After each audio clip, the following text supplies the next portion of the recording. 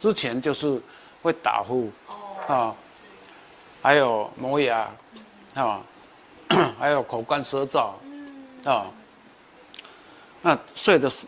睡眠的时间长，比方说睡8个小时，第二天的这个体能也不是很好，啊，而且顶舌头，啊，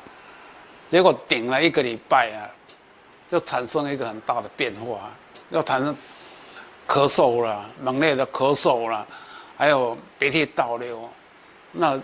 内耳酸，内耳关节也是酸，大概经过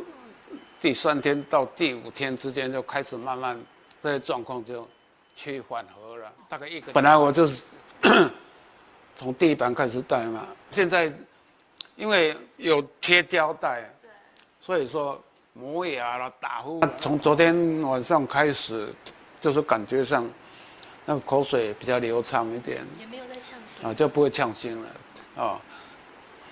那个疲倦的状况啊，有慢慢在改善。疲倦感有没有？疲倦慢慢在改善，都没有什么特殊状况了哦。啊，第2版开始啊，这个手指头哈，原来这个手指末端，它比较会胀胀的啊，而且比较不灵活。那我在第2版开始呢，啊，就是这个手指末端这个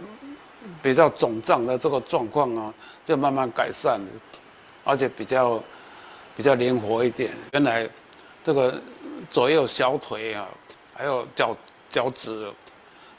那个早上起床的时候，偶尔会抽筋。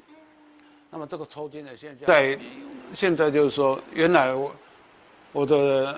口干舌燥，啊，喉咙比较干燥。